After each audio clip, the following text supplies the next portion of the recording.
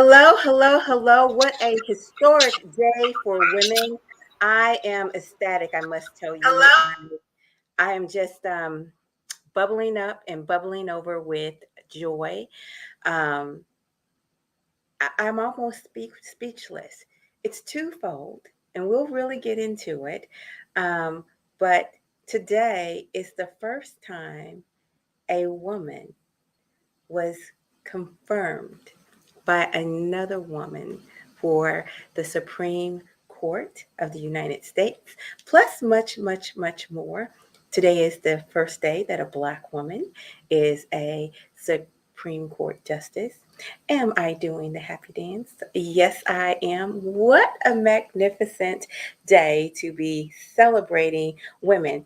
This show was going to be about women anyway today. I had no idea that it was going to mark a historic moment. I have some wonderful women with me today. I have both of the leaders from the 355. Welcome, girls. How are you? Up there on mute. I got to get them off mute. There we go. Thank you for having us. We are good. All right. Ecstatic. Yes, like so much to unpack for the day, right? So much Yes, to ma'am. unpack for the day. Let me tell you, I am not normally late, but we were late today. We were 5 minutes late because we could not stop basking in the joy of the moment. Um, you know, the just how historical this is, and amongst us, we made the decision that we were going to share the link with powerful women that we knew, and if they wanted to come on and just say a few words, that we would do that. So watch your text message, emails, what have you. So because we're gonna just share it out to our just close knit circle. And so we may have a few guests, we may not have a few guests because I mean I realize it's late notice, but we did want to open up the floor for that conversation. RV, Yes, ma'am. what's your thoughts on what happened today? What's your thoughts on this Oh, historic it moment? was just a long time coming. It is Uh-huh. ridiculous, and we comparison. It took us 100 years, right? We just got the vote 100 years ago. The Right. country was already 150 years old by that point, right? For women Mhm. to get, Mhm. and then to progressively finally be in a position where we all, regardless of the color of our skin, regardless of our gender, have an equal stake and representation in the highest Mhm. court of this nation. It was a long time coming, and little girls of color need to see women of color, need to see Latinas, need to see women of Indian background, need to see of African American background. We need to see everyone on representing us when they're making decisions, long-term decisions about our livelihood. So it was a Mhm. long time coming, and it's surreal. And so that I hope that shuts up all the memes. And if not, that's fine. We don't have to be friends on Facebook and Instagram. I'm good. Oh, she said, I am good. I love that sentiment. Okay, Krishna, what are your thoughts? I just think, excuse me, I think I am just blessed to be alive in these times. Mm-hmm. Mm-hmm. I practice gratitude every day, and I'm just elated to hear that she was confirmed, and as a woman, a minority woman, I think, like Rocio said, there are a lot of young girls out there that are going to see what they're capable of, what the opportunity they have, as long as they set their mind to it. And I think there's also a picture going around of her daughter in the background.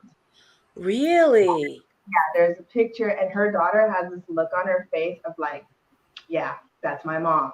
And Yeah. yes, to be able to see that and to influence also the younger generation. I mean, it's just a fantastic time. So you know what?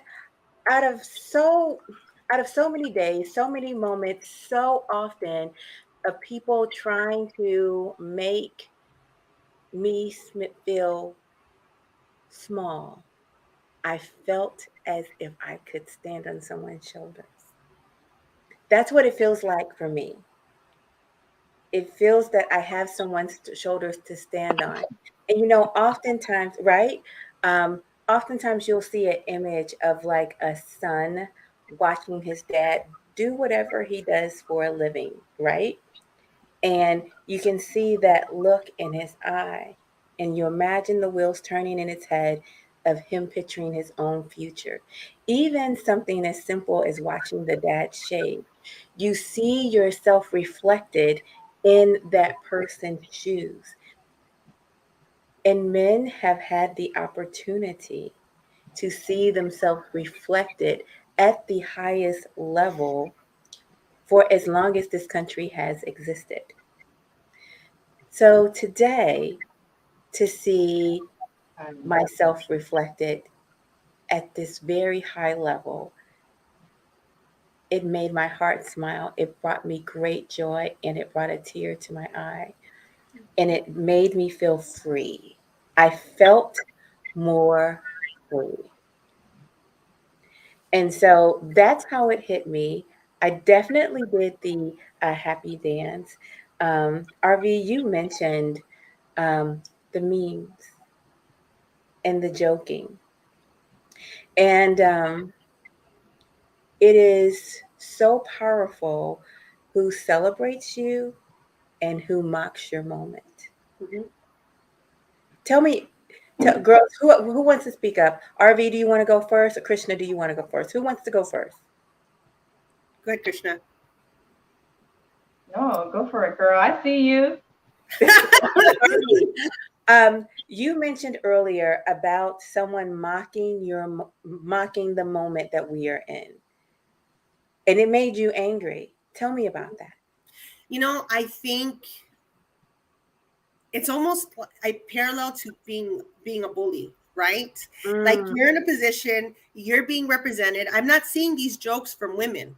I'm seeing mhm, these jokes from men, and I'm mhm, seeing these jokes from men who are not black, right? So it's mm, easy for you to get up on your little platform on Facebook and Instagram, but try to make those. You're not making those jokes in person. You're making those jokes arbitrarily with a bunch of friends who are connected to you, who think the same way as you do, and you don't think twice about it. And here's another thing that just burns my toast. You have men who have daughters mhm, who are making these jokes. It's like, wait mhm, a second, big guy. Does this make you feel more like a man to sit mhm, there and mock this our moment? And what if that was your daughter? Or what mhm, if that was someone who represented you in the same way? Like some of them are funny. It's like the questions that they were asking her. It's like, come on, you really, you want to see her LSATs? Really? If you're going to be mocking anyone, those ignorance. Don't sit there and cut at someone who's trying to do something that is on the verge of history. This day, it's going to go down in history. And there are yeah, little girls who are going to be able to reference this moment as a moment that made them believe they could do anything. exactly. I want to maybe some fathers don't want their girls to believe they can do anything. Shocking. Why would Coach Love say that? It's a big thing. I am in connection with a man who I work with to get certain things accomplished. And he couldn't bear to have the respect for this moment. He was so busy mocking it and joking about it. And it is true that his religion, his personal religious beliefs, and in his religion, women do take a back seat, right? But we're not in your mosque. We're in the rest of the world, where women are in power. So it would seem to me that you would at least be able to have the respect that it takes to honor this moment. Mm. And he could not. It was so heartbreaking And he was so caught up in his foolery that he couldn't realize that he was making a mockery of the moment that was of great value. And so, yes. Let me take an opportunity to welcome our chat. Welcome, Granny. I love you, girl. Welcome, Michelle. I can't see you, Facebook user. I can't see your name, but welcome. Welcome, Don. Welcome, David. Just welcome, Oh Blue. Welcome, welcome, welcome, welcome. Okay. Thank you for sharing this moment with us. Granny, if at some point you want to come up and just say what women in power means to you, you're welcome to do so. You'll just have to let me know if you want to do that. We're just kind of basking, and we're going to, trust me, we are going to move on to the subject at hand. But quite frankly, this is the subject at hand. Is the subject at hand not women in power?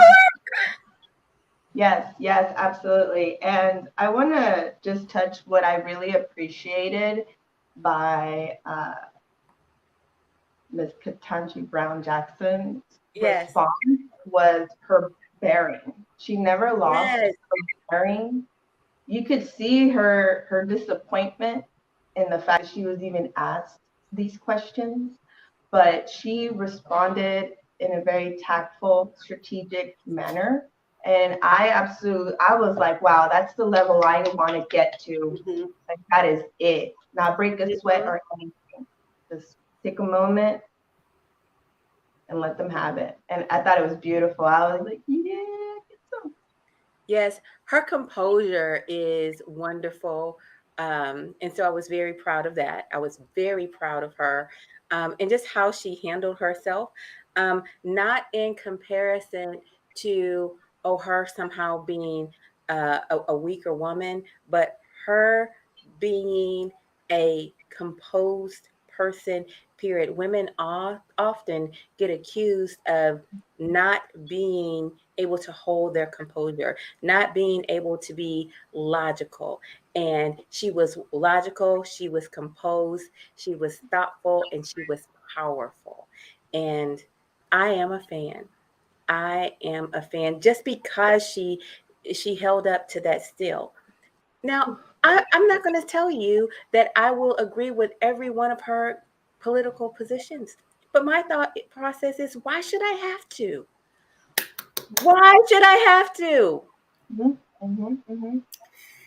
You know, there are times when I have to really think about stuff. Sometimes, you know, sometimes we do react, our emotions, we get into our feelings. And I don't want this to become the subject, but like when that whole Oscar moment happened, at first I'm like, I was thinking one way, but I said, but I do reserve the right to change my mind. And after thinking about it and evaluate, I did change my mind about what I thought about that situation. And so I never want to be someone that says, well, I'm just going to agree with that person because they look like me or they drive the same car as me. But you know what? I think in this moment, we can all agree that if we have a uterus, we should, or even if we don't have, I'm sorry, we were born with a uterus, Okay. we should stand together. We should stand together and be like, good, here's for our children, here's for our neighbors, here's for our sisters, biological and not.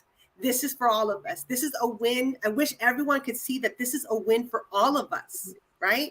Because human rights issues are women's rights issues. You've heard me say that before. So unless we're all being represented, there's something wrong, and we should be fighting for that. And guess what?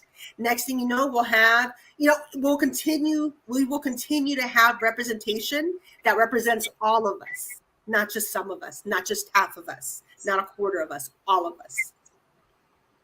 Yes, yes, yes. That was so well put. That was so well put. Because I said this earlier today, but this is the reality. If you are not at the table, then you are on the menu. And it has been too long that women have been on the menu. Our silent sacrifice gone unnoticed and unvalued. And even when it is unvalued, it's undervalued. And Mm. that cannot be. That cannot be. Um, I want to bring about your quote, RV, that you said to me earlier this week. And you said this in relationship to the voluntary nature of a woman in service. Because there is no woman in America that has ever been drafted, yet we serve. Please share your quote. I'm so glad that Krishna is here with me. Krishna, as you know, I don't know if I shared with you, but she's younger than I am, but she has mentored me in so many different ways. She has encouraged me. I have been able to heal from a lot of things that happened while I was in the military, just because she had to do her own work on herself after, post military. And this was a discussion that she and I were having, that Okay. that women have never, like, we volunteer. We volunteer Mm-hmm. to serve. And we've never had to be drafted. We don't have to let anyone know when we turn 18, like many of our brothers. We Mm-hmm. don't have to worry about ever being forced to go. We do it because it's a calling. I was on a Mm-hmm. call earlier. It is a calling to serve, right? To serve others, to be able to lay down our lives, for a friend, for a brother. And so we've done it voluntarily, but yet we've always had to fight for equity. Like, how is Yes. that fair? That we're willing to die just like our brothers. Nobody had Mm-hmm. to make us, but yet Mm-hmm. we got to sit there and act like you're doing us a favor when we're demanding the same, to be on the same level as everyone else, as our brothers. Mm-hmm. And I want to be very, very clear. I love men. Oh, I me too. love I love positive masculinity, but it should not be at the expense of a woman's value. Yes. Okay. That is all we are saying. We can be human together. We can be human together, is what I am saying. Good, good, good, good, good. Um, we have Granny here. Hi, Granny. Hi. She is Hi, from ladies. Hi, Hi. Glenn. She wants to speak to the moment that we're having. Yes, I think it's wonderful women have a voice now. Mhm. I was married 20 years to a man that was in the army and he Same. retired. The same. And he didn't allow me to have a voice. I was Mm, to raise my kids that we had and stay home. I wasn't allowed to work, but that was back in the 70s. I mhm, divorced him when I was mhm, 36 because he mhm. was a jackass. I can even get more colorful if you want. I mean, I No, could no, make a no, plum I could no. make a rainbow if y'all wanted, but my favorite word's the F word, but I won't say it. I won't say it. But Oh, boy, great. I sure love it when somebody gives me a reason. But anyways, when I divorced him, I found my voice. Mhm, I found my voice to be able to speak up and speak out about mhm, things I didn't like, mhm, things that I was appreciative of.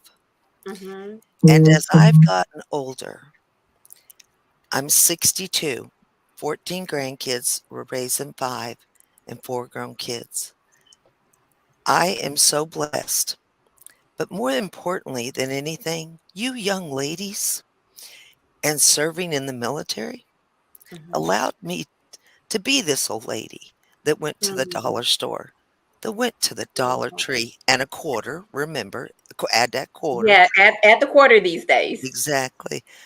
But y'all allowed me to do those unimportant things because you went and served to protect our country. I love being an American. I'm Yes. proud to be an American, and I'm Yes. proud to say it. And in public, if I see a military person, I am proud to walk up and shake their hand, thank them, hug them, and say thank you. My home, my living room is patriotic. My husband, I'm married to now, 24 years. He retired from the Air Force. I'm allowed to have a voice, but you know why? Because I don't allow him to take it from me. Ah. I will keep my voice, and he respects that. When I say something and say how I feel, I have a right to feel that way. It don't mean everybody's got to agree, but I have a right to feel that way when it comes to Mm-hmm. anything. And what y'all are saying is so true. And I tell you, I'm proud of you for y'all to be up here saying this. And I thank you. And I thank you all for your service, because you know what? Without you sweet young women doing what you did, you wouldn't be given this ugly old woman Mm-mm. Oh, the right to do what I do. Thank oh, you. love you, Granny. I Love love you you too. so much, I love you. Granny. You are Thank just the But I sweetest. thank you so much. And if I was close, I'd give y'all the biggest hug. you. Oh, Oh, Okay, now I'm going to turn mm. this camera off because I can't stand looking at myself. Oh my God. Lord. After a while, Oh, I'm like, okay, that's just way too ugly. Woo. There was oh a my time I goodness. would say, okay, I look pretty good. But I'm telling you, you have 4 kids and 5 Oh my grandkids you're goodness. raising since they's babies, because you got a son stupid can't be fixed, and a Oh daughter-in-law Lord. you want to take her out in a field and whoop her ass. Well, Just saying. I'm going to mm, continue to celebrate these beautiful women, Granny. I Yes, thank you and I love you. They're I love going you to too. tell you. They're going to tell us about a woman that I think you're going to admire. Stay tuned. Bye bye All for right. now. I'm See going you to in the go down. darling. Thank you. Thank you. Thank you. All right. All right, Bye. darling. Bye bye. Okay, so I mean, what a super granny. You know what? She gives love and she gives love and she gives love.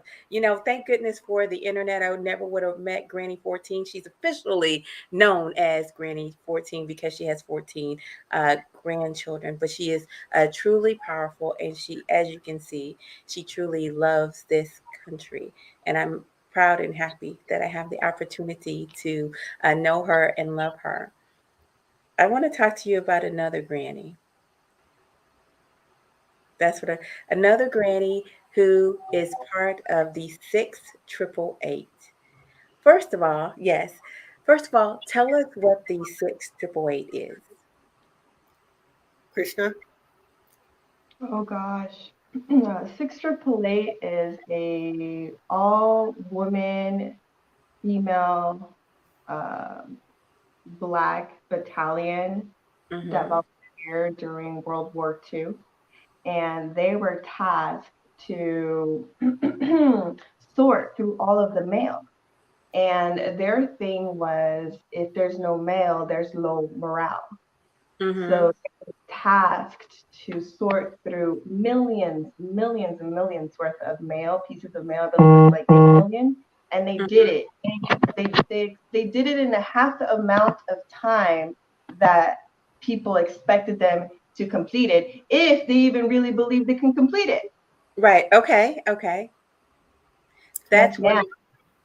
And recently, these women received um, The gold medal of honor. yes, the gold medal of honor. And then on the flyer for today, um, Fanny Griffin McCullen is there, and she is just one of the 8 women who are still living that received this medal. Now, Wow. on their journey, you know, they were abused and they were disrespected, um, and their service, they were made to be almost invisible during this time. RV, I believe you shared a story um, that was passed on to you about how they were treated. Can you explain that to us? Sure. So, in the military, we have our military bearing, right? We have our orders of the century that we're going to respect the colors. We're going to respect officers, no matter what country they're from, no matter where what they look like. And so these women they were officers. And at one point, there's a story in the documentary, and I learned this from the documentary, that there was that this white female officer refused to take orders to ride on the same ship when they were coming back. And she was like, you know, because she didn't want her having to salute a Black female. And so the ship's captain was like, I don't know what to tell you. Like, she's the officer and you're going to respect her. And if you don't like it, that's just pretty much too bad. And so, you know, there was moxie. There was moxie with these officers. There was moxie in believing in what you were doing, because there were male officers who would show up and expected everyone to jump in, and they answered that call. They stood in ranks. They were ready to go. They were ready to be checked out. Like, how is your uniform? How are your shoes? How is this? How is that? And I remember at one point, one of the officers was like, where's the rest of your unit? Why is half of the unit not here? Well, she was like, well, they covered the night shift. He's like, I don't care. I want to see them all out here. Well, they showed up. And what they didn't take into account, what they were so insensitive about, is that this male had been sitting there for a couple of years. Wow. And these women were having to sort them. There were rats, there were bugs, there were all, you know, where do you begin? 2 years worth of mail? But because of these women, families, men were able to, mostly men, were able to find out what was going on back home. Who's passed away? Who's breaking up with you? Who had children? What are your babies? What do your sweethearts look like? Because of these women, you know? And so hindsight's 2020, but again, another group of women who it was a calling, and they answered that call, and they did it nobly, being treated, having to come back to this country and be treated like second-class citizens because of the color of their skin, you know? But at least we have that now. We have it now. Their story is out there. People have fought to hear this, to tell this story. And now those last remaining women, those last remaining veterans, I shouldn't have to specify, those last remaining veterans get to see that it was not in vain. They already knew that it wasn't in vain, but how wonderful to get that public acknowledgement and to be celebrated by so many different groups of people, to have their documentaries. And, you know, the people in England were grateful for them. They were kind to them. They would invite them out, everything else. It's just here. The country that they were willing to enlist for, the country that they were willing to die for, that would still treat them as second-class citizens.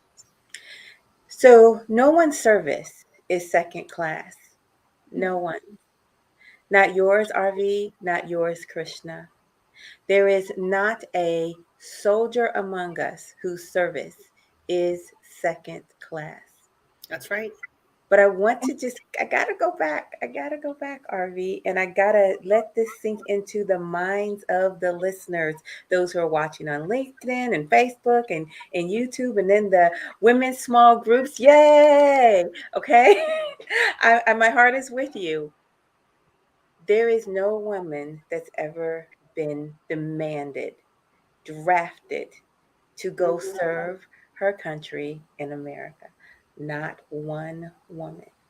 So I don't know how many women there are who are in service.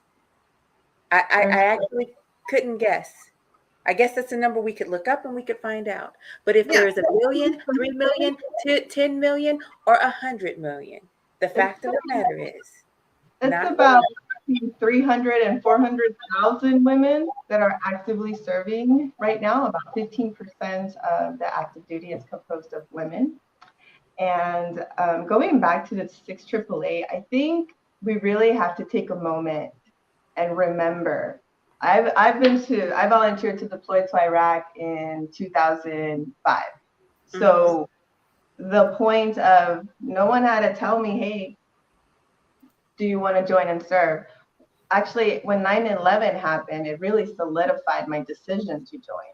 And it's the number one reason why I joined. It was to go to war and defend this country. I'm a first generation South American Salvadorian to this country. And I understood very well at a young age the privilege of being born here and having a social security number, because my cousins, you know, unfortunately didn't have that opportunity.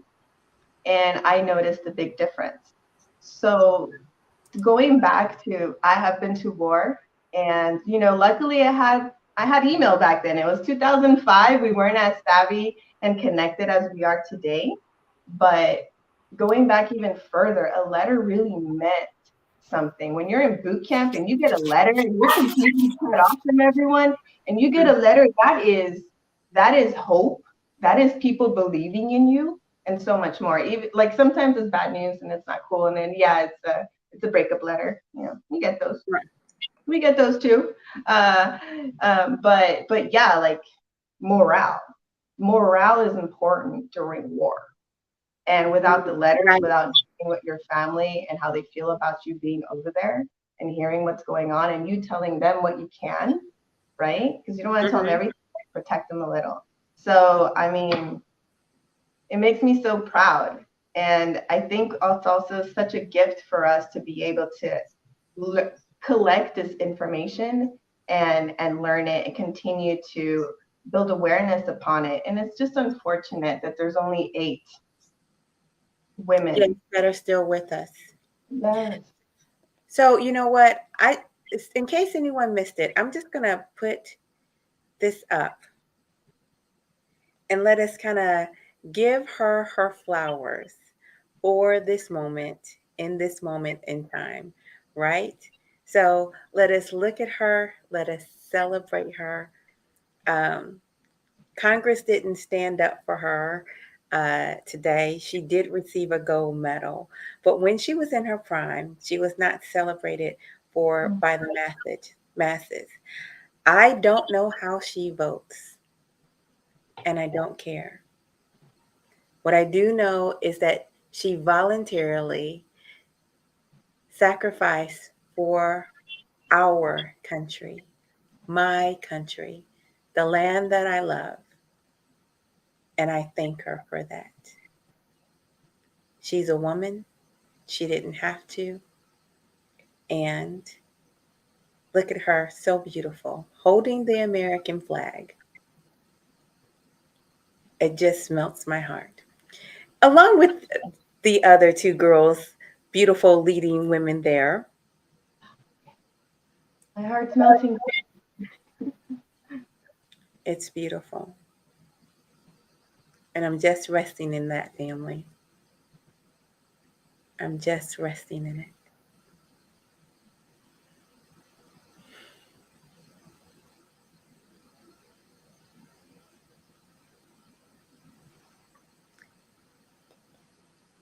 Thank you, girls. Thank you for allowing me that space. Thank you, audience, for allowing me that space to do that. Now, let's talk about the 355. What is the 355, girls? What is this amazing speakers series that you've created that's doing so much more than creating speakers? So, Krishna, I feel like we do so much together. Like we are really, I don't even think of her as my friend. I think of her as my blood. Like honestly, like she is my biological sister. Like I think I'd fight someone who'd say no. I'm like, yes, she is, But we spend a lot of time together. We do a lot of stuff. I actually had some videos called Life and Death Experiences with Krishna because we would do this wow. Like jumping out of an airplane together, going surfing, going paddle boarding out on Ventura Channel. Like we would do this crazy stuff together.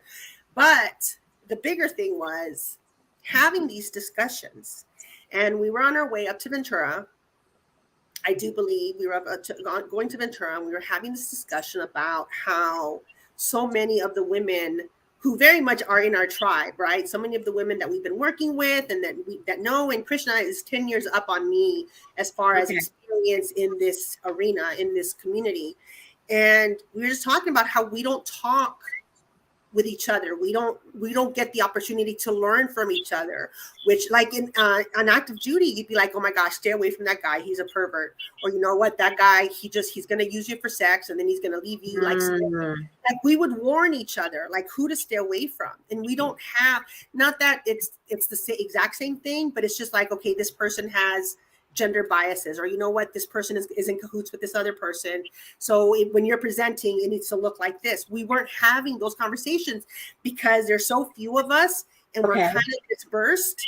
And so we just thought to ourselves, it would be so cool to bring a bunch of women together and be able to learn from one another because of our experiences. We all have something to contribute, you know, and so then we, Krishna is the first vice at the VFW in San Fernando. And that's a big deal because you have to have fought overseas. You have to have been served overseas in order to qualify. So because a lot of women were not allowed for a long time into positions, combat positions overseas, there are not a lot of women allowed in the VFW. It's getting better now because obviously it's 2015, women were allowed into going to combat positions, but her commander went to Mount St. Mary's University, which is a traditional women's college, but he did the weekend college. So he has this sensitivity for women's issues, but also he knows that the future has to include women.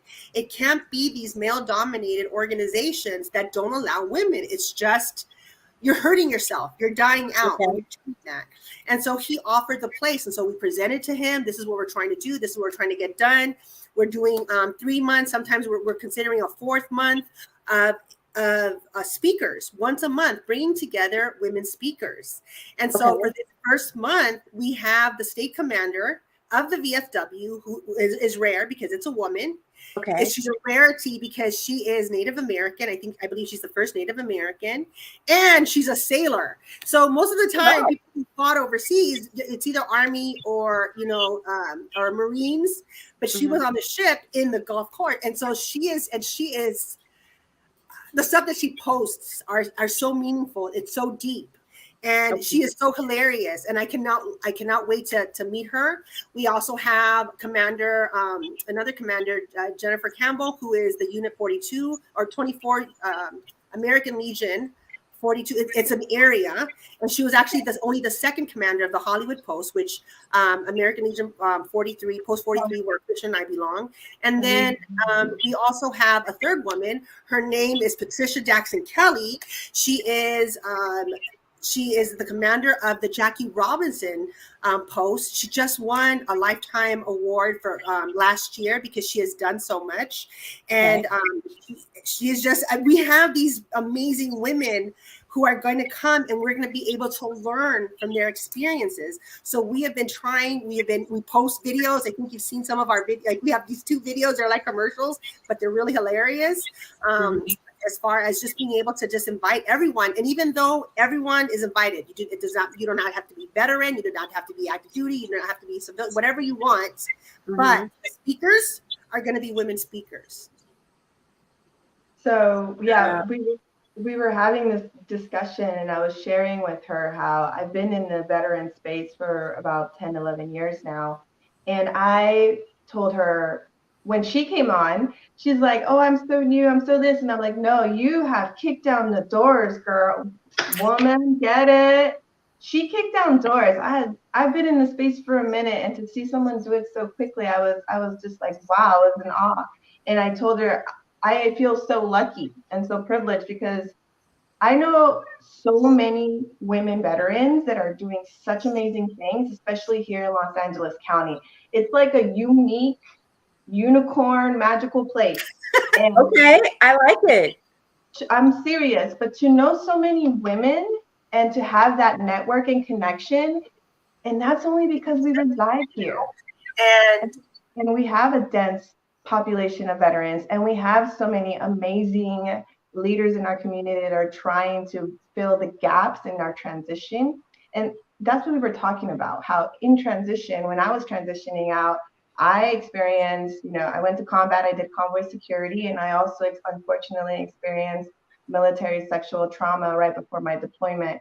And when I got out, I wasn't in the headspace to be able to figure out what to do and how to get help. But if I would have had a Rocio, if I would have ran into a Rocio at a Veterans Resource office on campus or at the vet center, or just ran into her, period, maybe I would have gotten help a little sooner. Maybe I would have been a little faster.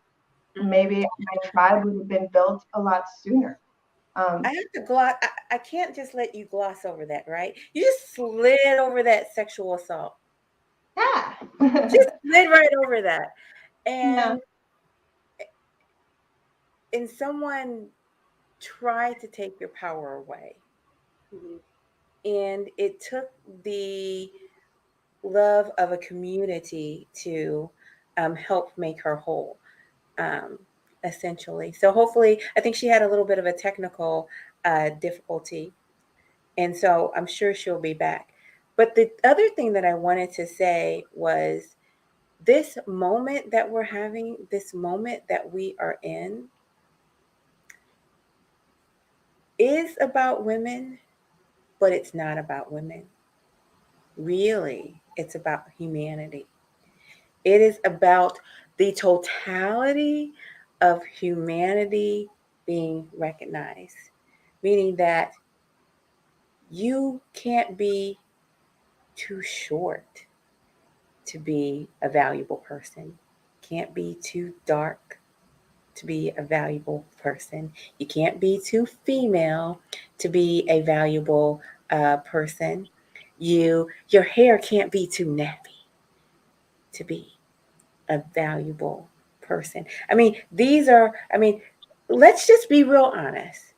What is she? I think she's like 5'2", 5'3".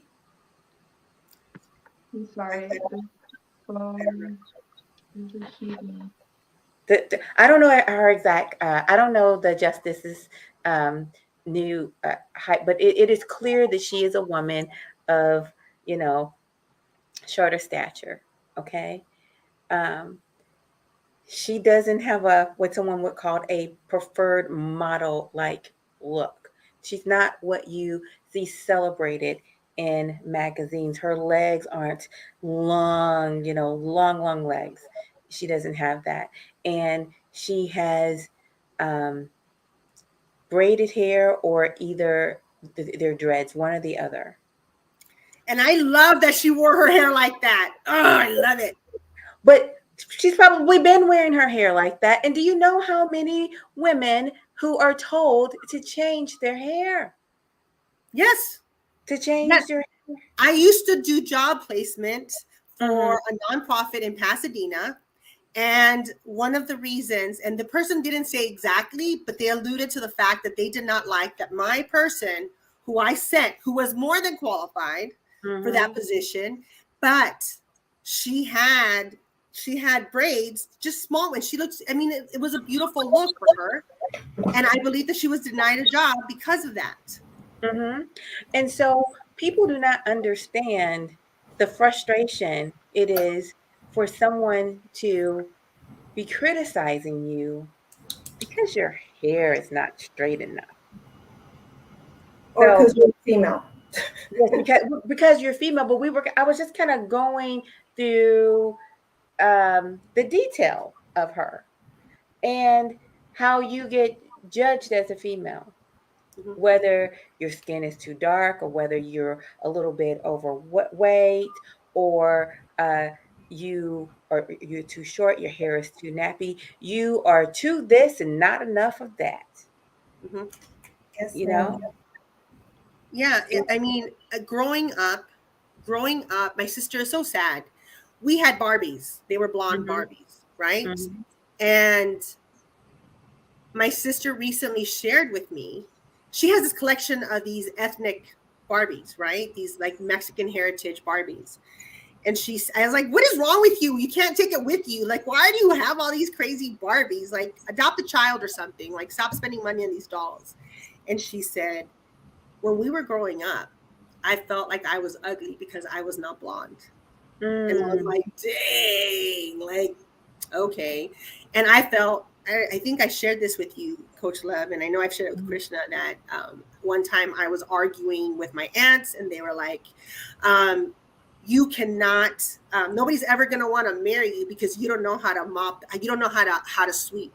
Or something like that. Like, you don't know how to mop or sweep. And I remember turning around and saying to them, the day's going to come when I'm going to be able to pay someone to clean my house. And I can clean my house, but you know what? Because of that conversation, I pay someone else to clean my house. I'm not going to do it. And- But and- it's like always, and it's like men, their only competition are usually other men, and they've oppressed women long enough to keep it that way. Women, our competition are not just men, it's other women. You know, why would you do that to someone? Why, and I'm sure that they weren't thinking, but it's okay. It's all right. I forgive them. And that was the speech of their childhood. They were. I want to be clear. I want to be clear. It's not just men that do this to women. There are plenty of women that want to uphold the status quo of a man being the best choice for whatever it is, whatever leadership position it is. So we women have participated in the process of holding us back. It is a societal thing. So I don't feel like, oh my God, I'm finally seen by a man. I feel like, oh my God, I'm finally seen by society, women and men together. We together decided that women are valuable. And I don't know if it's uh, self hatred. I don't think that's the word I would use for it. But we women, often put one another in a box. We don't create space for us to thrive and be different. Um, you know, it's very hard. I have a girlfriend, and she has a name for women who basically set up other women to fail. It's not a nice name, so I won't say it. But there, but it's that, but it's that sentiment that either there can only be one woman in the room. Uh, I have to compete with you because if you're here, then it's you against me. When there's if there's 10 positions and there's one woman, and another one comes along, all of a sudden it's those two women against one another. No, kick out the rest of the men. Sorry, men, but It's easier said than done. I think it's easier right, said than done. right. And But not that I the want to really kick out the rest of the men. I'm just teasing. All of those other 8 positions are available to you also. So we have to get past fighting over the crumbs and open up the whole pie. Or just recognize that united, we're stronger than we are when Yes, we're divided. A house divided cannot prosper. You know, yes. somebody reached out to me. They're like, hey, there's a pro bono opportunity for a woman speaker. I need a female veteran speaker.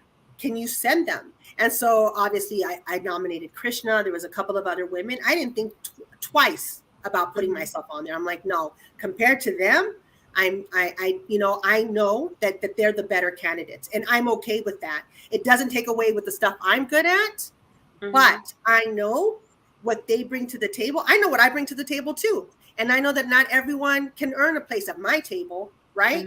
But it does not take away from the strengths of my tribe, of my sisters, and what I know that they're good at.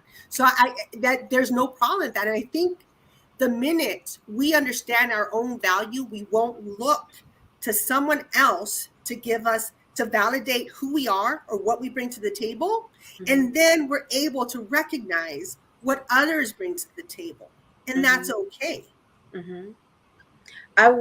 These are some things that I want from us girls. I want us to stop being competitive in a way that cuts one another off at the knees. Men aren't doing that to us. We do that to ourselves. Um, I'm so sorry. I don't agree with that. well, let me really say what I mean. I mean the internal part. I don't mean men creating barriers for us. I mean, if I'm a woman and there is and there's a job, okay? I'm a woman and there are 10 seats at the table and I happen to get the ninth seat. Okay? Now there's another seat open. I need not feel threatened or keep information from you because there's another woman there. I should not pit myself against you. I should not create obstacles or false competition between us because we are both women. So that is the phenomenon that I'm speaking of. Maybe I shouldn't say men don't do that to us, because I think there is oftentimes a play to also external play to put the women against one another, but we women don't have to accept it. The habit should be camaraderie, not competition. It's Yes, you're absolutely right. And it took so in the, when I was in the service, and I hope it's different today, and I think it's a little more different. But when I was in, we were pinned against each other. Mm-hmm. Mm-hmm. I don't have many women friends that I still speak with. There's a lot of women that I got into fights with or into grapples with because our peers would pin us against each other. Mm-hmm. And unfortunately, when you're young and you're trying to prove yourself and survive in an environment where you're not welcome, then you're not welcomed. You're kind of seen as a threat, but also not. And you're just trying to earn the respect that you deserve for earning whatever branch of service you earned. Like that's just didn't exist when I was in. So when I got out, not necessarily that I got out thinking I want to put other women down, but I definitely didn't know how to create an alliance with sex, because I have been told that I come off as intimidating, and I do my very best not to. Just because I'm a Marine, people have a perception of what a woman Marine would be, the character, and so forth. What is that? What is that, by the way? Oh gosh. It depends. Butched, assertive, angry, violent, aggressive. And those are all the things I used to be. And it's taken a lot of therapy not to exhibit that on a regular basis. But I was pushed to the limit to behave in a certain manner to survive in my environment that was primarily male dominant. I think the Marine Corps has the smallest amount of women of all the branches, the smallest. And it also has the highest amounts of sexual assault. Wow. Wow. Well, I think you look like the perfect Marine. Yeah, thanks. Okay. And RV, you were going to unpack that a bit too, because I had said that women weren't doing it to each other, but I think I was speaking that in a more specific sense in what we do to one another. But it also seems that we want to speak to the idea of pitting women against one another. And so I recognize that phenomenon exists, and I think it's fair for us to discuss it. RV. I'm so glad you're giving me a chance to unpack this, because you're right. Our words are clues to who we are and how we think, right? And I don't, I adore you, Coach Lev. I just think you're an amazing woman. You're beautiful inside and out. I just do. But one thing that you did say that kind of leads to what I'm going to say next is that you called us girls.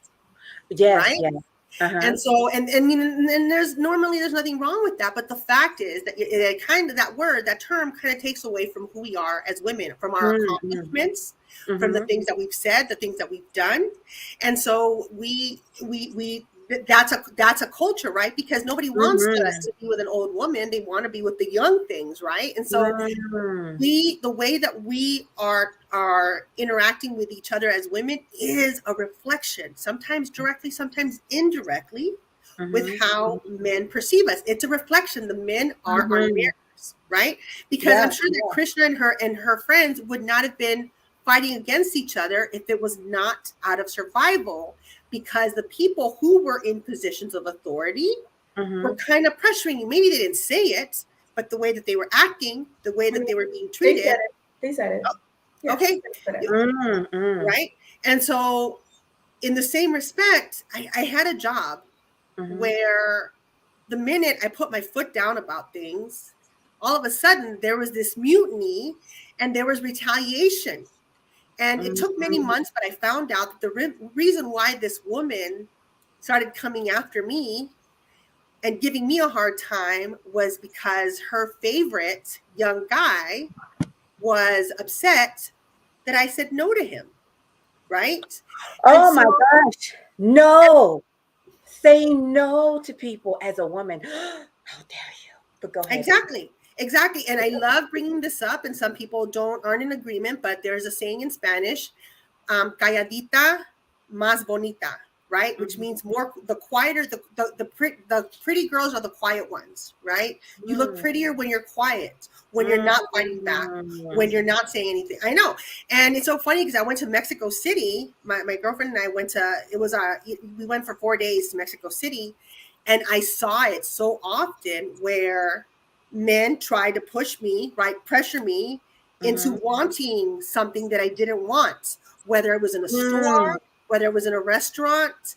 And heaven forbid, I was like, no, I'm not going to accept that, you know? And I remember at one point, somebody challenged my sexuality, right? Yeah, because I think it was the LGBT month in the Citadel. They had the So I have to pause. I just want to ask this question. And chat, please speak to this. Is a woman less feminine if she says no? I want to hear your answer. And then I also want you to answer this question.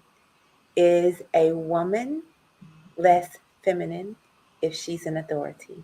Please help me out. I want to know that information from the chat. I will ask you, RV, if you would take the first one because you were in the midst and you bubbled up this question, right? With that answer, with no. Is a woman less feminine, or do people make you feel as if you're less feminine because you say no? Pay no attention to the chat. I see they're fired up. All right, I'm going to not look at the comments. I went back. Yeah, don't look at the comments yet. I don't even know how to do that. Don't do that yet. I'm not gonna look. Ask Don't me a question. look. My Don't face is look. turning red. My face is turning red because I've got so much to say. You know, here's the deal. I think that femininity does not come with authority. Femininity does not come with the words that we carry. Femininity comes from that inner light, right? That desire of what it is that you want or who it is that you believe you are, right? And so it is just femininity. I think it's, again, like beauty, it's in the eye of the beholder. Cleopatra historically was not very pretty, right? You hear these things, but she was a seductress. Well, how? Well, what did she have? It's not like she could go get waxed. It's not like she could go get a microdermabrasion facial. It's not like she could get highlights. There was something about her. That was very sexy, that was very feminine, that whatever that was, that mystique got guys all kinds of caught up, right? And so that's just one example of that. So that's my answer. So, I love it. Okay, so I have Dawn, who, yeah. She's our speaker. She's our main speaker at our 355, our first installment. Oh my goodness, Dawn! I don't know if you're free, but I did send you the link. I'd love to hear what you have to say about the justice today, if you can. I'd love it. But she says yes, and yes. And so, what's her rank? Do you know her rank? She's commander, state commander. I told you, state commander. Wow. We do not play. We do not play. You do not play. So the state commander says yes and yes to both of those questions. So I have all these. I wish she would come up and explain. Come on, Commander. Where are you? I sent her the link via LinkedIn. Maybe text it to her if she can't get it via LinkedIn. But I would love her to explain her yeses because I know why my heart says yes. Um, I know why my heart says yes because when you start setting, the moment you start setting boundaries, people start tearing away at your femininity. Mm. They start It's true. calling you. They say that you're masculine. They say that you're aggressive, and then you say, "Well, what did I do? Can you explain that for me, please?" Krishna, do you want to take a crack at it, or can I go at it?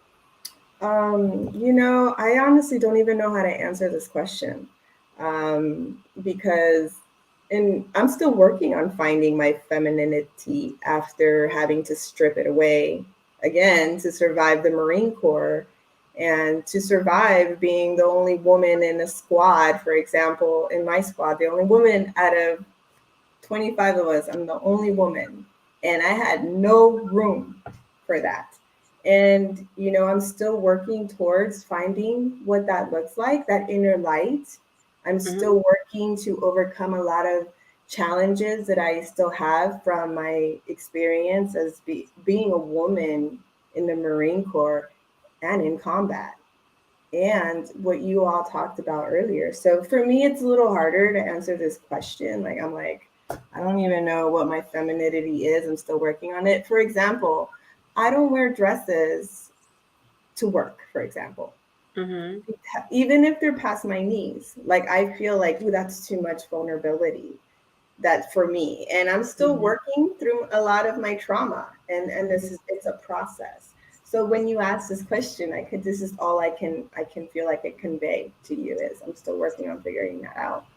Let's unpack my beautiful friend Anand. He is an enlightened man. He is a well-read man. He's well versed, right? But look at this. He says, saying no with grace and sweetness and love is very beautiful and feminine.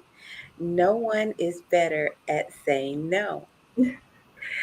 I almost feel as if that is sugar and spice and everything nice.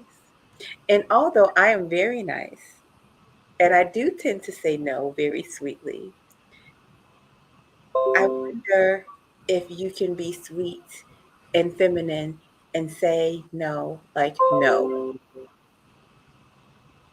and be direct and be strong and have your boundaries in this way and still be considered uh, feminine and not be called the B word.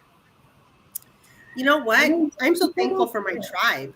And I'm so Mhm. thankful for women like Krishna who have encouraged me in my voice. My there was actually, I'm gonna give you one example and then I'm gonna continue. I There was someone last year who is a male who is very much about helping women, encouraging women, and everything else. But he asked me out one day. And I said, okay, are we going as friends? Because I'm only going to go with you to this event as a friend. And he goes, just answer yes or no. I said, no, no, no. I said, I'm setting my boundaries. He's like, you're being ridiculous. It's unacceptable. So all of a sudden you're pro women. You're about women's issues. But Mhm. the moment that you ask me out and I say, I don't want to go with you in a romantic sense. I'll go with you as a friend. It becomes a problem. And I said, no. Mhm. And he's all like, I don't understand. You're too smart for your own good. This is what happens when women are educated. And I said, oh, Woo! okay. All right. Well, it was nice talking to you. So no, I will not be going out with you. Not now, not ever will I be going out with you. Not a problem. I am not that hard up. I know what I bring to the table, and I know that not everyone deserves a place at my table. Done. Wow, that was powerful. That was powerful. So, has anyone ever called you the B word because All you were day, feminine? every day, all the time. I don't care. Yeah. Mm. It's like I don't care if people think I'm feminine or not. Like, I don't care. Mhm. Like, So, I've taken a long time to get there. And I guess I kind of I don't know if I do care or don't, or at all. Like, I just, I don't know. I feel so confident now. I have something now that I didn't have before. And that's just my own validation of my experiences. And that's all I need. Like, it's taken me a long time to get here in my 30s, finally, yay. And I hope a lot of people can get there too. Like, it's all about your drumbeat, your own drumbeat. Your own drum beat, walking to the beat of your own drum. Steve, who is also a friend of mine, he's been in the program for several different reasons, and we are walking the journey of positive masculinity together, exploring this particular idea. But he says, I disagree on it. Women saying no does not require the prerequisite of any other reason or criteria. No is no. So, I mean, I respect that. He's also Steve is also a self-proclaimed feminist. Uh, also. And so, I like what you said, Krishna. You said you don't want to be feminine necessarily. Being a woman does not necessarily mean being feminine. I've never been feminine. I was a tomboy. I played with Barbies and I would give them to my dog. So I'm not your usual feminine. And it's taken a lot of therapy to even kind of try to get to, feeling comfortable wearing a short skirt and looking good and feeling super fly when I look at myself, I will tell you though, even though you don't view yourself as feminine, I just don't feel that way about you. I view you as very feminine. So, I mean, I'm listening to you describe yourself, but for me, experiencing you, for me, you're very feminine. I see you as a very beautiful and gorgeous woman. I'm just like, wow, how powerful and gorgeous is she? Because, I met you over the phone first, right? And I didn't see your picture. And then once I saw your picture and the way that you look, I just thought, wow, how beautiful, gorgeous, and powerful, right? And so for me, I experienced you as feminine. And I receive your feminine energy. Powerful, beautiful, Love it. excellence. That's what I'm seeing. She's that no nonsense femininity. You know what I mean? Like, she's just a no nonsense feminine woman. And it's like, I can sit here and I can tell her all day long, but I'm glad that you saw that yourself and Immediately. A habit that I think women, so I mean, I guess I'm going to be part coaching here, but a habit that I think women have to get into is communicating our value. Okay. That is something that I see consistently. And as a matter of fact, there are studies that show this. I'm not revealing anything. That women often say what we did versus saying what I contributed. Yeah. Yeah. So, yeah, you're familiar with that. Yes. Clear. Uh-huh. And women often don't take full ownership of their accomplishments. Yes. Meaning, okay, RV, speak to it. Because, okay, and again, I'm going to talk about my friend Krishna, right? My little sister. I don't know how often I have to be like, "Boo, like, you got to do this and look at this and what about this?" And she's all like, "Well, I just don't, I don't see that." Or I'm like, are you kidding me? And I have to like just continue to remind her of how she knows she's amazing, but she doesn't verbalize it. She's gonna get there. And I think that comes with age. Like, I'm in my 40s. Like, I don't care. Like, I wish you would, and so she's gonna get there. I know she's gonna get there. Where with me, I've always been like that. I've always been this mouthy person. Obviously, I'm sitting there talking back to my aunts and about cleaning the house, and how I'm going to pay someone to do it for me. But my sister, last week or the week before, she was just like, when we were growing up, I just thought you were so boastful. I just thought like you would, like you were just too conceited for your own good, right? Like that's what she told me. But she says, now I realize that we did not grow up in a culture that valued your accomplishments. So you had to be your own cheerleader. Yeah. And I'm like, yes, I was, wasn't I? Yes. Like I remember it was like 5 of us to a bedroom, and eventually my parents moved out of the bedroom. And so it was just my brother, my sister, myself. And I had my little area, and it was all decorated, and it was all, you know, and it was just like, I would find pieces of stuff to put in my little area. And this was my area. Like, don't, like, your trash is coming onto my, like, I just had this feeling of who I was at a young age. And so having separated myself, or trying to distance myself from my veteran status for so many years, kind of traumatized me, right? It really was painful, because people would think, well, so what was it like being in the Marines? I'm like, I don't know, I wasn't a Marine. Or are you like Private Benjamin? And I'm like, no, because I wasn't in the Army. You know, it was like, I have to reiterate who I was as opposed to who they thought I should be.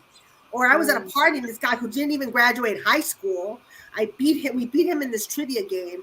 And he was all like, it's because you were in the military. I'm like, no, how's about is it that I have 2 degrees? Maybe that's probably why, right? And at that point, it was like, you know, you're too mouthy for your own good. Why? Because I have a vagina, not a penis. If I had a penis, would you have said that to me? Right? And then I'm the one causing a problem because I'm standing up for myself. And it wasn't just the men that were feeling like that. It was the women. So the women took it upon themselves to talk to me and tell me that I needed to watch what I said. And I was like, what exactly did I say? Well, when you said this, but what about when he said this?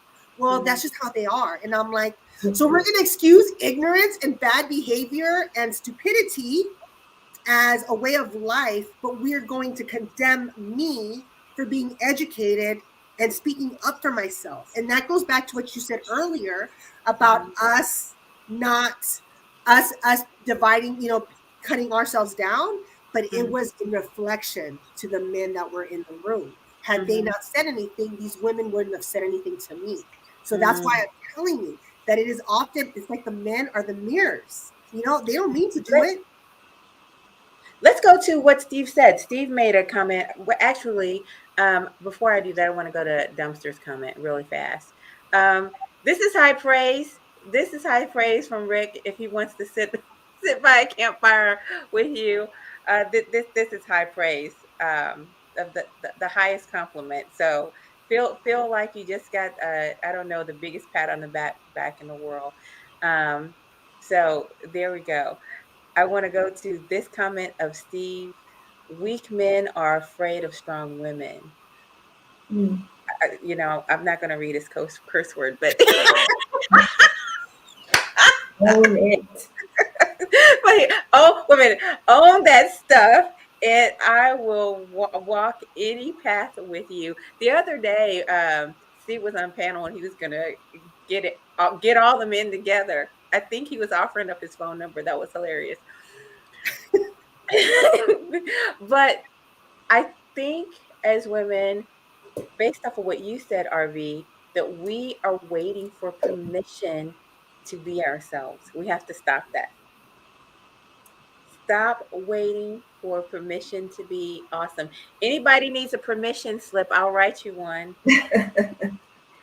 And you can be awesome. You can be your awesome self. Go ahead on with your bad self. Hit me. Yeah. Exactly. You know, you have permission to be awesome. And I want to talk about this comment here. She has humble energy. So you and I talked about this, Krishna, the other day when I asked you about the 355 being good, or no, how did I put it? Should I want be 355 or don't be 355? Right. And it came with that humble energy versus but also being a leader. So can you tell me about that dichotomy that exists for you in your brain? So for me, where it was like you two were saying earlier, as a woman, you can be too much this and not enough this, or too much that, not enough this. So when you asked me that, I was like, oh, it sounds like that. And it's not. It is so much more than that.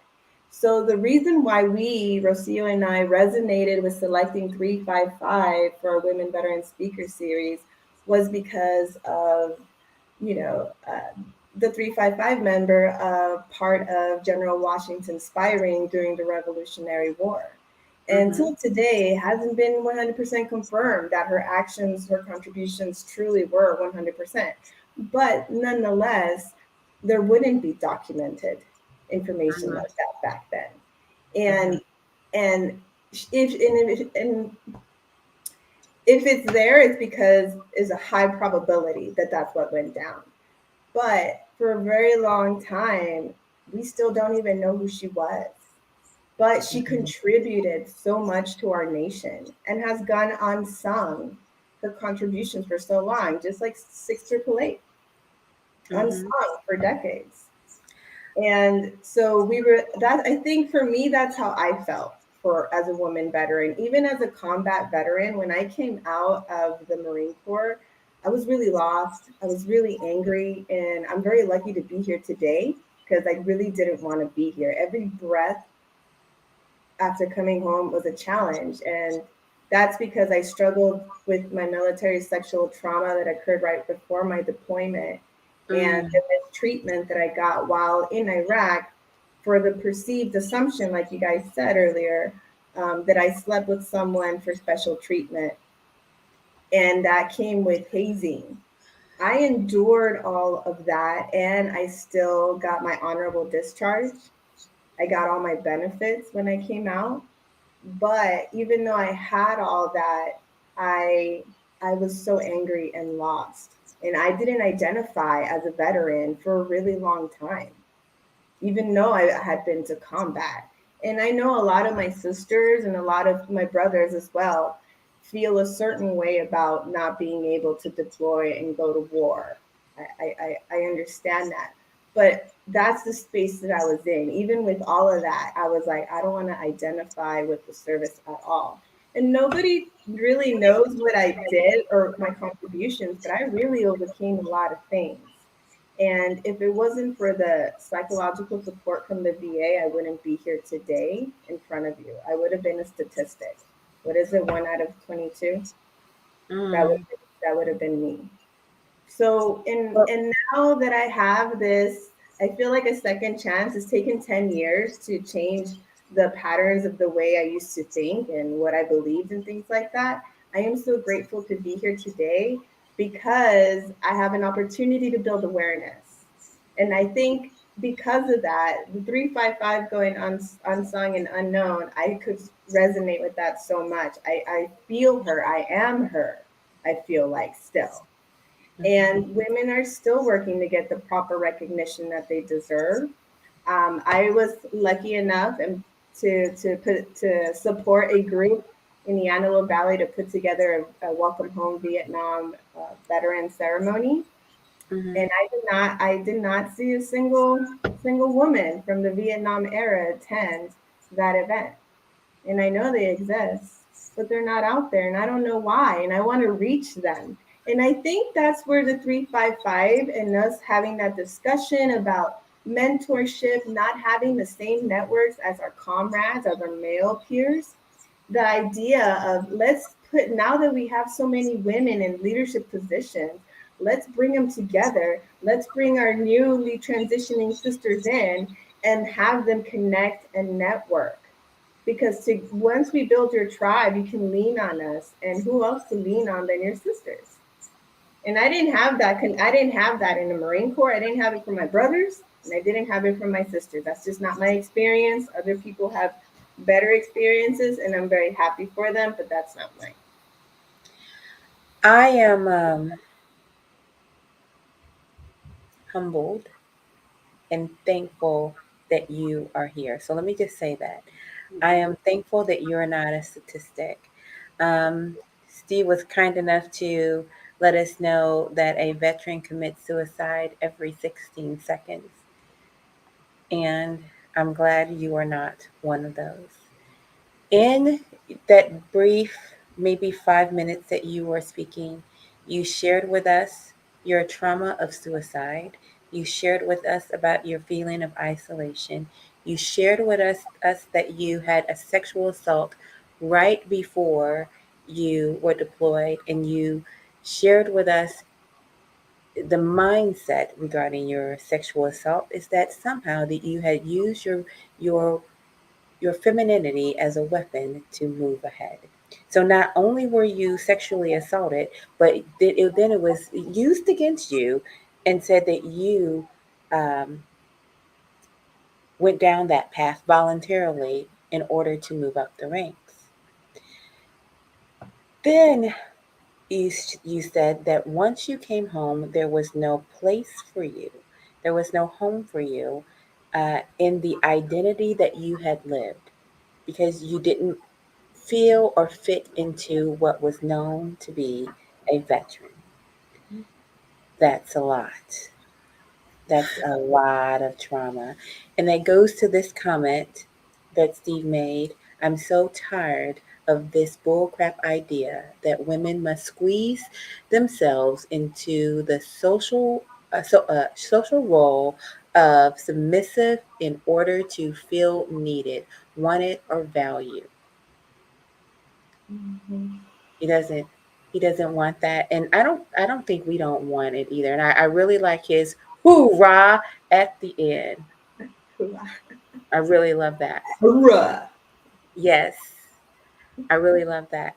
Um, that is not okay, but it puts in, a brief statement of what happened to you. But so 355. I am 355. Just like also another good one, not a good one, but another one that really stands out and has created a movement is I am Vanessa Guillen as well. Mm-hmm. Mm-hmm. RV, I felt as if you were holding back the emotions and sadness of a sister as you heard Krishna speak. Tell me what was going through your mind. Um, so having to overcome what I've went through, right, in reserve units, on active duty, and I wouldn't. She's helped me so much, right? She's helped me navigate the community. She's helped me navigate my own feelings, and I'm just like, I don't know what I would have done if she wasn't here. But on another scale, we're over that bridge, right? And so now we're able to help those that haven't even started their journey over the bridge. We're able to reach out and we're able to understand our sisters in a way that, unfortunately, Mm-hmm. if we hadn't gone through these things, we wouldn't be able to understand them the way that we do now. And Mm-hmm. so in my current position, I get to facilitate groups. I get to reach out to some of our more challenging veterans who are still not ready to talk about their trauma or not ready to they want to ask for help, but there's something holding them back. And unfortunately, like in my faith economy, there's a scripture in the Bible that says to give thanks to God in all things. And I never could understand, like, what do you mean? What do you mean give thanks for these things? What? If it weren't for those things, I wouldn't be able to love on my sisters with the depth that I'm able to love on them. I wouldn't be able to reach out to them with sincerity, to tell them I know where you are. And I remember the first time Krishna was asking me questions, and I was just like, we were in the car, we were going to go surfing for her birthday. We were going to go surfing. And she's asking me these questions, and I'm getting irritated because I don't want to talk about this stuff. And I wanted to punch her in the throat. And He told me that. I was like, not while I'm driving. I didn't tell her until later. But that helped. She doesn't, like I've told her before, but she doesn't, like, that conversation that day at that moment helped me come upon my breakthrough. So just the thought of her not being here, it's like, where would I be without her? Where would I be without my sister? You Now, know, where would you be if you had punched her in the throat? we would have gone at it. We would. She was driving.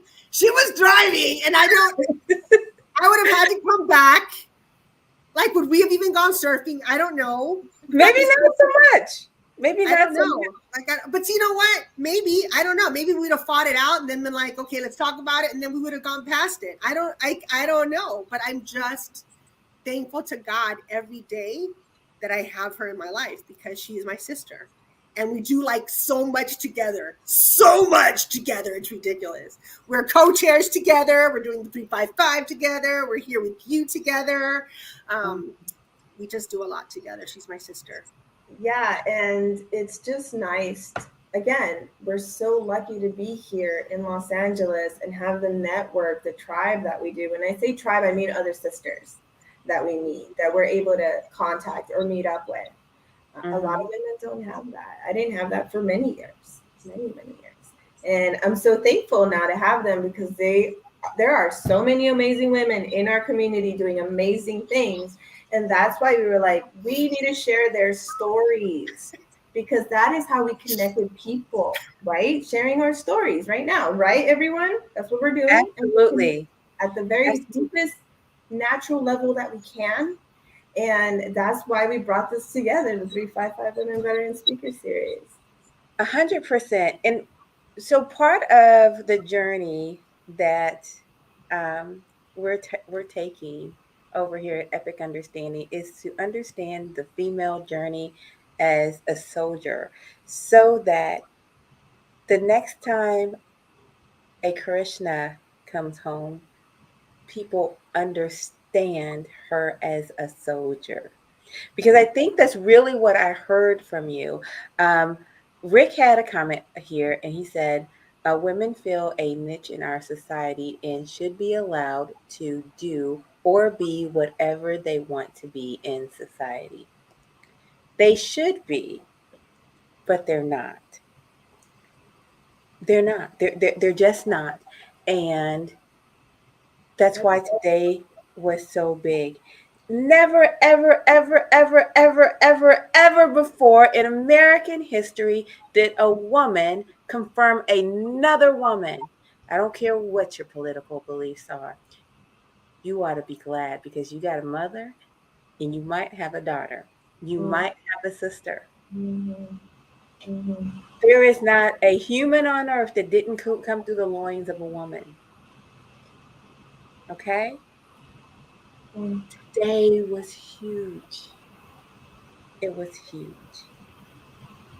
And so I am just overwhelmed with thankfulness.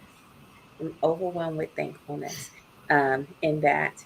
And I want to create a lane where a woman can be considered feminine, even in her power. Even, yes. And because that's what I see when I see you, Krishna.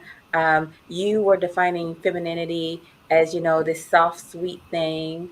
But I think this is femininity. I think every woman I see here is feminine. I see beauty.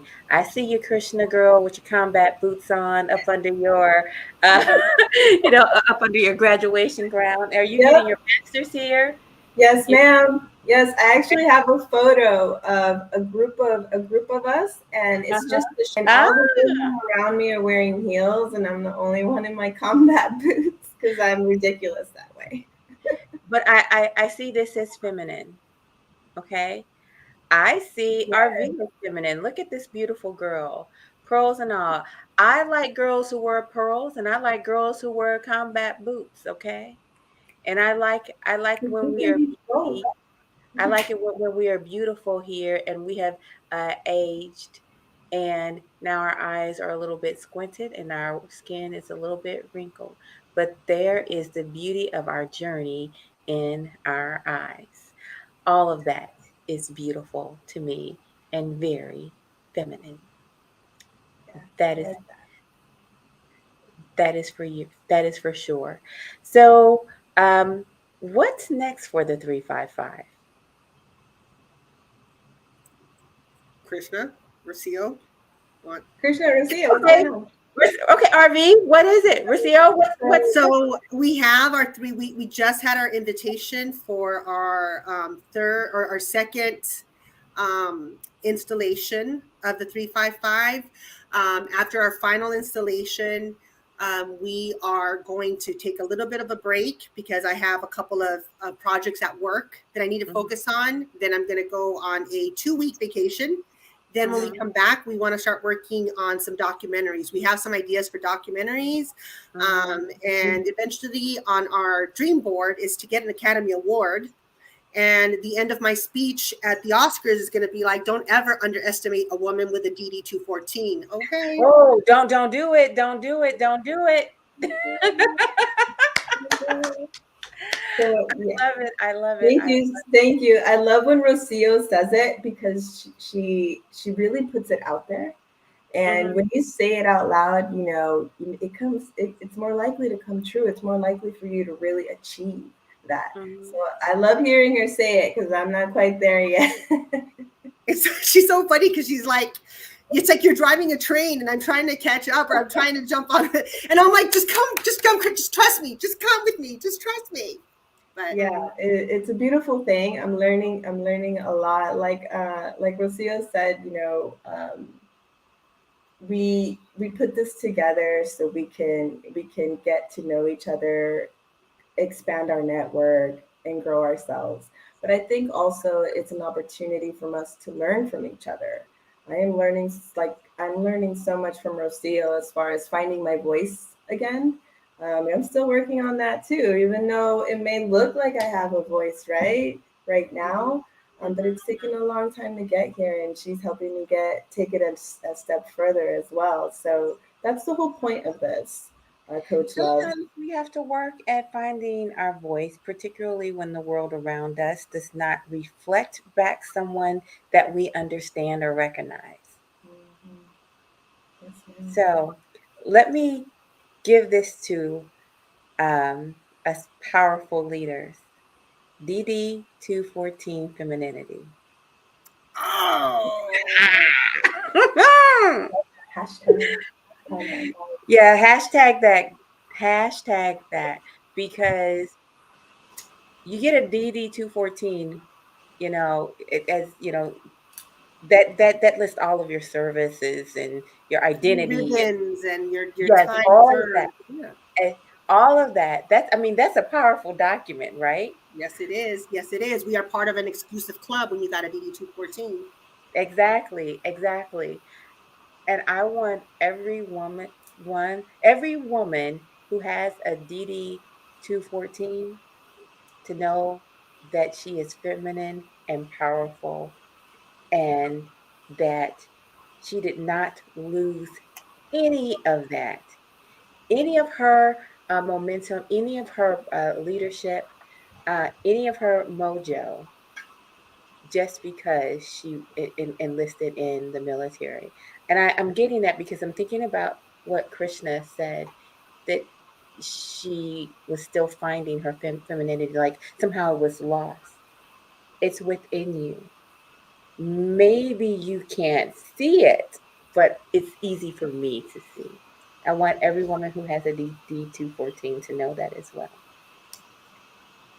And they should also know that they may be entitled to benefits. So reach out to your local VA, VSO, veteran Girl, say it again. to access your benefits. Take advantage of your benefits. What are some of those Not your top privilege. benefits?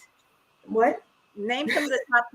Name some benefits that people often miss out on. Name some, because that is what you do. Krishna does this for a living. As we round the corner here and kind of wrap up, why not plug it? Plug it, girl. Sure. Come on, So Krishna. I did work for the Department of Veterans Affairs at the Vet Center program. I'm a veteran outreach program specialist. And I just want to share a couple of things with our women, especially women veterans. Women veterans are entitled to the same benefits as our male counterparts are, and it all depends on your service. But one thing that I do want to share is women veterans have access to VA. If any woman that was on active duty or a reserve or National Guard experienced military sexual trauma, any form of sexual harassment or sexual assault, they're entitled, regardless of how much time they serve, regardless what their discharge paper says. They're entitled to psychological and medical support related to that military trauma through the Department of Veterans Affairs, and also eligible for readjustment counseling services through the VA and the Vet Center program. The Vet Center program is a community-based readjustment counseling facility, and their main focus is to provide talk therapy to veterans that struggle with combat PTSD and military sexual trauma, post-traumatic stress disorder. And this is eligible for anyone that experienced those two things. It's entitled to the veteran, to active duty members, to their entire family or whoever the veteran says is their family. And also, it's at no cost to the veteran or their family. All of this is at no cost because these are better benefits that you have earned through your service. So again, if you are not familiar with the VA, reach out to your local VA, and you can do that at www.va.gov. Find location. They have a search engine. You put in your zip code and you can find the nearest VA facility, veteran service officer, or vet center near you. Beautiful. That was a one look. Yes, yes, yes, yes, yes. This is the kind of information that you find out when you hang out with the leaders of the 355. It is a veterans women empowerment speakers series that is growing in its ability to connect. They help one another network. They help one another lead, and they give one another a tribe. RV, what are your closing words, darling? So we are growing in our presence as veterans, as female veterans. We are growing in our presence, partially because men in from the World War II era and Vietnam era are passing away, and because of open positions for women that came out of post 9/11, and so these are not people doing you a favor. These are your rights. So please speak up. Reach out. Womenvetsonpoint.org. You can go to your vet centers, as Krishna mentioned. But just know that we see you, we hear you, and that we are also here for you. So please reach out. You are beautiful, and I am so thankful for each and every one of you out there who is my sister. Thank you for your service. Awesome, awesome, awesome. You want to know what? What I'm going to say is thank you for your service. I am humbled and honored to be in your presence. That's what I'm going to say to both of you. Thank you so much. And thank you, audience, for hanging out with us today on this magnificent historical day. Special shout out to Fanny Griffin McClellan. Thank you for your service. Thank you for being a living legend, a woman in history, for all that you did for our country. Uh, Unseen, unsung, and at your own behest, because you were never drafted, you volunteered. There you go. That's my thought process. Bye bye for now. Thank you Thank for you so watching. much. Bye. Bye bye.